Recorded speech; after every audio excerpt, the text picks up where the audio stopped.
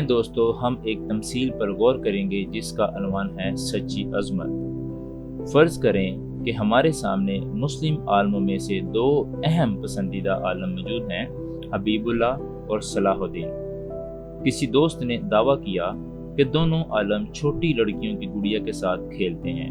اس بات کو سن کر کوئی بھی غیرت مند مسلمان کہے گا ہرگز نہیں، حبیب اللہ یا صلاح الدین جیسے عظیم عالم کبھی بھی چھوٹی لڑکیوں کی گڑیا کے ساتھ نہیں کھیل سکتے۔ یہ حبیب اللہ کے لیے مناسب نہیں ہے کہ صلاح الدین گڑیا سے کھیلے گا، اور یہ عمل اس کی شان کے مطابق ہے۔ شروع میں شاید یہ کافی نامعقول کیے ہیں، لیکن کیا ہوگا اگر کہانی سامنے آئے؟ حبیب اللہ اور صلاح الدین دونوں کی 3 بیٹیاں تھیں۔ ان کی خوشی کے لیے اور کچھ زیادہ اہم نہ تھا، یہاں تک کہ ان کے ساتھ فرش پر بیٹھ کر گڑیا کے ساتھ کھیلنا بھی۔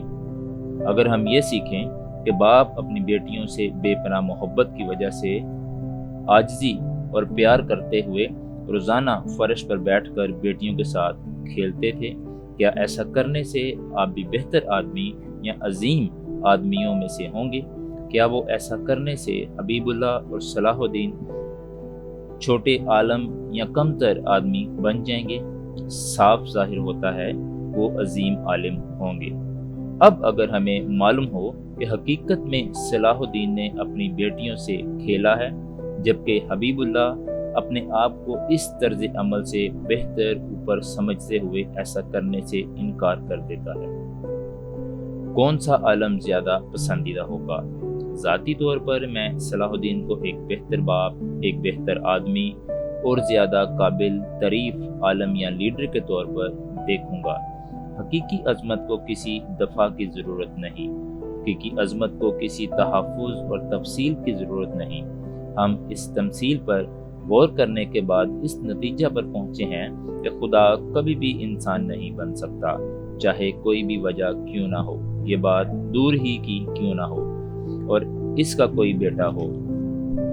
خدا کو یہ زیب نہیں دیتا کہ وہ اس طرح کا کام کرے۔